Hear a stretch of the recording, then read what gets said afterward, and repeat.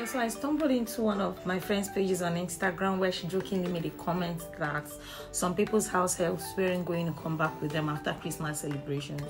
And as funny as that sounds, it is the current reality of some Nigerian families today, including me, myself and I. Okay, so on today's episode, we're going to be looking at a complete guide on how to manage house helps. So we're going to be talking about basic reasons why they keep leaving and also how to build a stronger relationship with them. So hi everyone, welcome to my channel. If you're just tuning in, my name is Ada Adetunji. Okay, so if you're yet to click on the subscribe button, you can do so right away. You can also like this video and also click on the bell button so that you get notified as soon as the next video drops. So guys, today we're going to talk family affairs. I don't know for you, but particularly for me, I've been very unlucky with these guys, and there's need for us to learn and also to keep getting better. I've kind of like sampled opinions with some people, and those I'm going to be sharing with you today right after the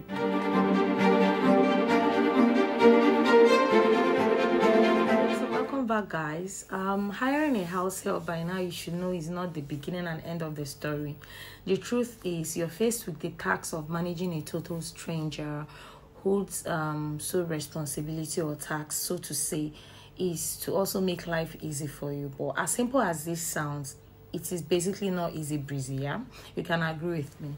It's a tough one actually, because sometimes you can go through some levels of frustrations just by staying with some people, and sometimes too you might be lucky enough to stay with some peaceful ones, and some shitty things actually would happen.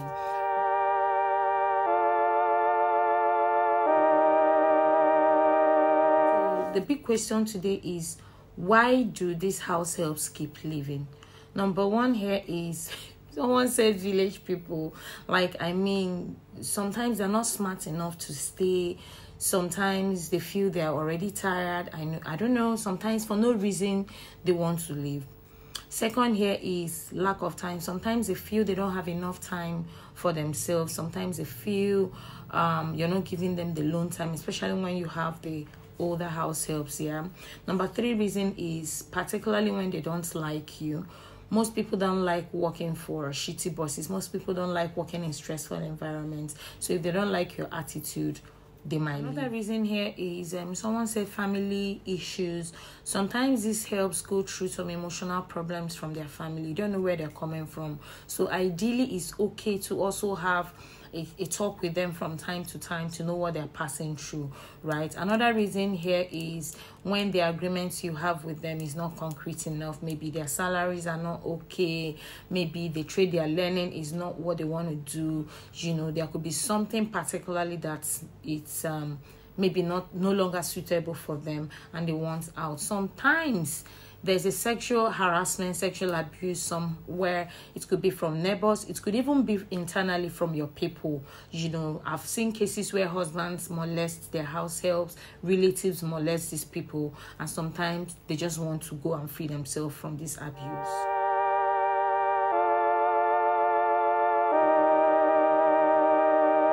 For me here is, be considerate. Okay, so these people are human beings, they are no robots. So as much as possible, avail them the opportunity to rest. Allow them about 7 to 8 hours sleep every day. And if they are well rested, they will be able to give you the quality of work you require from them. Okay, so secondly, respect them as individuals. They're human beings, like I said earlier, and there's need for you to respect their times, respect their feelings, respect their emotions. They have blood like you and I running in their veins, and they're emotional beings too. Always respect that.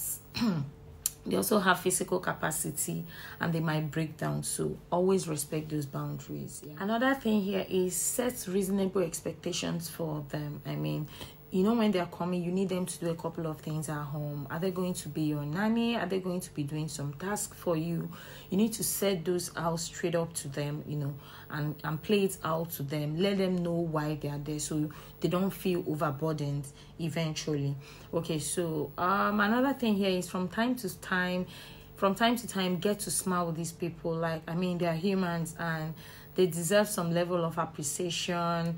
take out few seconds from your busy schedule and find out how they're faring. It goes a long way, you know, to put a smile on their faces. Yeah, so that's another point. So another point here is be firm and be polite. Yeah, so there's need for you to speak up when they're not doing things how they're supposed to do it, but the cocoa is in the communication. I mean, remember how it is when someone tells you things, regardless of what you did, you know, how you communicate that goes a long way. This can be really tough because, you know, when anger sets in, you're being frustrated and an adult is not doing what they're supposed to do. But trust me, they're human beings and they are bound to forget one or two things. It's actually tough, even for me. It's a learning process for me, but I think it's something we need to do consciously. Another point here also is consistent feedbacks. I mean, in as much as you would want to speak out when they're not doing what they're supposed to do, there's also room for you to give them feedbacks when they've done ideally what they're supposed to do. And it doesn't harm you by rewarding them, giving them incentives here and there, you know, trying to spice up things and not being completely rigid with these guys, just as much as you treat your child when they behave well, and also, you know, scold them when they don't behave well. But in trying to communicate with these people, learn how to communicate well so that you don't come across to them as very rigid and hostile. Yeah.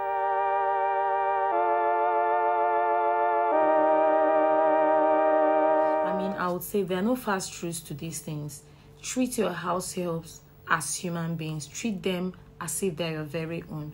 I mean, there are some people, even after treating them this way, they would also end up doing what they want to do or leaving. But ideally, you're in control of how you treat them. You're not in control of what they do. So the one you're in control of, do it and do it to your best. Make them feel very comfortable with you. Lead by example. Set a reasonable expectation with these guys. Encourage them to speak up. Encourage them to trust you. Should there be things happening in and around your house, you know, respect their privacies and even build trust with them. There's no harm in trying to incentivize, you know, them when they do what they're supposed to do. And there's no harm in scolding them by love.